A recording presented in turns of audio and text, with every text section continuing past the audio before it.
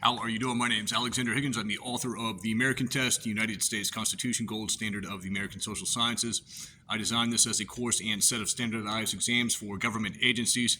It's also for everyday Americans like you and I. That way we can all harness the powers of the U.S. Constitution and hopefully help our society in some way, shape, or form. Today's topic, it's going to focus on Amendment 14, Section 3, and then some on the first section of the 14th Amendment. And we're going to try to answer some questions about the recent Colorado Supreme Court actions against Donald Trump. Okay? We're going to try and frame this video in terms of a few questions. One question is, who can declare somebody an insurrectionist according to Amendment 14? And then who can take away somebody's liberty to run for office? Who can take that away? What is the government authority that can do that? Is it Congress? Is it the president? Is it the courts? Then the next question will be, what is the protocol for doing that? Okay? So just to get right to it, I'm going to try to answer this question right away. And this is my hypothesis. I don't know everything about the Constitution. I learn new things all the time about the U.S. Constitution. One of the best ways to learn about the U.S. Constitution is to read the text. But to get right to it, to answer the first question, who can enforce the Insurrection Clause? Who can declare a group to be insurrectionists or an individual an insurrectionist? Okay? Who can do that? That would be Congress. That would be one group. It would be the federal legislature. And that would, and the protocol for doing that would involve a 2/3 vote in both houses. And I'll tell you guys why I believe all this at a later point in this video. So Congress is one group. Then there is another group. And that other group consists of federal and state courts. Okay? State courts can do that. And what is the protocol for doing that? That protocol would be due process of law. And I'll explain this, okay? But if the courts are going to do something, if the courts are going to take away somebody's liberty and declare them an insurrectionist, the courts have to use due process of law. If the courts are going to do it by themselves without Congress, without a congressional declaration, or without a congressional 2/3 vote. Okay? So basically, the recent Colorado Supreme Court actions were wrong in my opinion, okay? I don't know if that's an absolute fact, but that's my opinion right now. I'm going to try and tell you guys why I believe all this stuff. I'll go over Amendment 14 quickly. I'll just give you guys a brief overview of Amendment 14.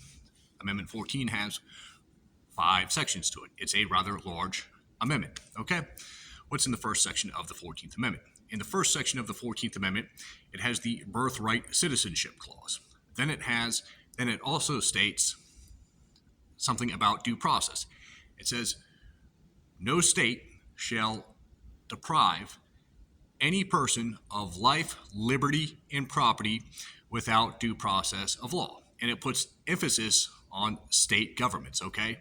Amendment 14, Section 1, was directed at state governments. Amendment 14 also says it doubles down on it by using another term, the privileges or immunities term. What are privileges and immunities? Privileges or immunities, according to one of the framers of the 14th Amendment, or one of the authors of the 14th Amendment, according to them, privileges or immunities consists of at least the first 8 amendments of the U.S. Constitution, which means, which includes the 5th Amendment. So you have the privileges and immunities in A14, and then you have a restatement about due process in Amendment 14, okay? That's in the first section of Amendment 14. Let's move on to the second section. In the second section of Amendment 14, that deals with how many representatives a state will get, okay? That's what Amendment 14, Section 2 has to do with, okay? Then we go on to Amendment 14, Section 3. Amendment 14, Section 3, that has the Insurrection Clause in there, and it talks about barring people from elections. That's the most famous part of Amendment 14 in the year 2023 with Donald Trump and the Colorado Supreme Court. Why don't we move on to the fourth section of Amendment 14? What would be in that fourth section? The fourth section has to do with non-discretionary spending. It has to do with paying off debts. Congress must pay off certain debts, and then certain debts it does not have to pay off. There is mention of that in the fourth section of Amendment 14. Let's go on to the fifth section of Amendment 14. The fifth section of Amendment 14 has to deal with how Congress will enforce all this stuff upon the states, okay? The fifth section of Amendment 14, the fifth section of Amendment 14 states that Congress will be able to develop appropriate legislation to enforce the previous four sections that I just talked about, okay? So that's what the fifth section of Amendment 14 does. So there are 5 sections to Amendment 14. Today we're going to focus, like I said before, on the third section and maybe a little bit on the first section. And I'm going to do this to reinforce my hypothesis about the Colorado court actions, okay, against Donald Trump. So I believe that those actions are invalid. I believe they are unconstitutional, even according to the text of the 14th Amendment, okay? So I said Congress can declare somebody an insurrectionist, but that would require a 2/3 vote. That never happened with Congress, okay? Since that never happened with Congress, then the Colorado courts have to follow due process of law. That's what they have to do, and that's according to even the first section of the 14th Amendment. So the Colorado courts are saying that they're using the 14th Amendment, but what they're doing actually goes against the 14th Amendment. It goes against the first section of the 14th Amendment. All parts of the Constitution matter. You just can't use one part of the Constitution and ignore other parts, especially if you're violating those other parts of the Constitution. Remember, that first section of the 14th Amendment says that no state shall deprive a person of life, liberty, or property without due process of law, nor will it deprive them of privileges or immunities. What are privileges or immunities? Well, once again, those consist of due process of law. So the first section of Amendment 14, it doubles down. It just doesn't say that due process of law must be followed once. It says it twice with the privileges or immunities clause. The first 8 amendments of the Constitution consist of Amendment 5. Amendment 5, that's where we see that term due process. What's part of due process? Well, part of due process consists of Amendment 6, okay? Consists of all the pieces of the Constitution, okay? All pieces of the Constitution must be honored, okay? They cannot be violated.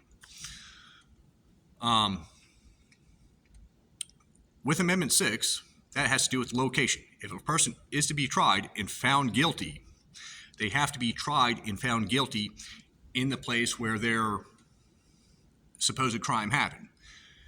The supposed insurrection or riot or peaceful protest, whatever it was, could have been anything. Let's just say it was in fact an insurrection. Why don't we just say that? Well, if it is, it would still be unconstitutional at this particular point in time for the Colorado courts to bar Donald Trump.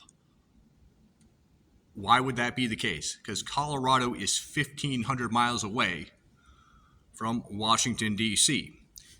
If any court is to declare Donald Trump an insurrectionist, it needs to be a Washington, D.C. court, and that's according to Amendment 6 of the U.S. Constitution. And Amendment 14, through the privileges or immunities clause, in this first section, it says that states must follow Amendment 6 of the U.S. Constitution as well as the rest of the first 8 amendments to the Constitution, such as the states have to follow the Second Amendment, the First Amendment, the Third Amendment, all that stuff. Everything in the first 8 amendments of the U.S. Constitution. Colorado, the Colorado Supreme Court is 1,500 miles away from Washington, D.C. If we want to take away Trump's liberty, with a court, it has to be a Washington, D.C. court, okay? And I think we've killed this horse a good number of times, shot it to death, and we're still beating it, okay? We've done enough to this dead horse dealing with the courts. Let's move on to my theory about Congress and why do I believe that it takes 2/3 of both houses in Congress if Congress is going to be the insurrection declarer. Why do I believe it's 2/3 of Congress in both houses? Why do I believe that's the requirement to remove somebody's liberty, okay, to run for office? Why do I believe that? Because, first off, the term 2/3 is a 2/3 vote is mentioned in the text, okay? It's plainly mentioned in the text. However, how it's mentioned plainly in the text is for the purpose of removing the disability where liberty is taken away to run for office due to having committed an insurrection. So Congress can kind of, according to the text of Amendment 14, Section 3, Congress can quasi-pardon somebody. It's not a real pardon, but they can kind of quasi-pardon somebody for having committed insurrection, okay? It can allow somebody to run for office if 2/3 of both houses allow it, okay? If 2/3 of both houses vote for it, okay? Or they can vote for an entire group of people. They can vote for an individual or a group or multiple groups of people, okay? That's what Amendment 14 says plainly in its text. Now let's go over the history of Amendment 14. In order to just pass Amendment 14, it took a 2/3 vote in the first place, okay? Just to pass it through Congress. And if any other vote was required, it was a 3/4 vote amongst state legislatures, okay? Where else do we have the term 2/3 where Congress is involved? Well, if the Senate is to impeach a civil officer such as a president or a judge, and they want them barred from running for office, it requires a 2/3 vote in Congress. That is mentioned in Article 1, Section 3 of the U.S. Constitution. However, for impeachment, I will say this, only a simple majority is needed by the House of Representatives just for the accusation or just to press the charges, okay? But for a final follow-through to disallow somebody from running for office, a 2/3 vote is required by the Senate, okay? And that's plainly said in the U.S. Constitution. What else do we have for when Congress wants to remove its own members? When the House of Representatives wants to remove its own members, according to Article 1, Section 5 of the U.S. Constitution, 2/3 is required to remove a person from office. The same goes for the Senate. If the Senate wants to remove a particular senator, a 2/3 vote is necessary for removal, okay, for removal of a particular senator. So we see this 2/3 number show up quite often.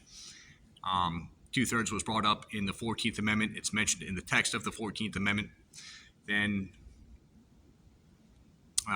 it took a 2/3 vote for Congress to pass the 14th Amendment so it could be later considered by the states for ratification. Of course, that vote required a 3/4 vote. But for Congress to apply a disability on somebody, the disability, which is the lack and ability to run for office, for Congress to put that on somebody, I am saying it takes a 2/3 vote in both houses, based off of what I know about the 14th Amendment. And I've gone through the speech transcripts by Senator Howard a good bit. Okay, I'll give a link to you guys. I'll put that up there. It leads you to the Congressional Globe, and you guys can read through it yourself. You might get something different out of it than me, but this is just my conclusion. Okay, back to the beginning. We tried to answer some questions. Who can apply the disability on somebody, or the lack in ability for somebody to run for office? Who can do that? I said it could be Congress, and it would require 2/3 of Congress. And if it's not that, if it's to be a state court that does it, it's going to require due process of law in order to do that, which is stated in the 14th Amendment. That's mentioned in the first section of the 14th Amendment.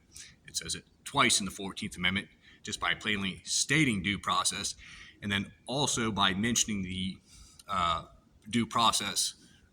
by mentioning the privileges or immunities term. So we got that. We talked about the protocol, and that's really about it. I'm going to kill this video right now. My name's Alexander Higgins, author of The American Test, United States Constitution. If you agree with me or disagree with me, you can put your comments up there. You can put your comments up there. The American Test, tell your government entities all about the American Test. Thank you all very much.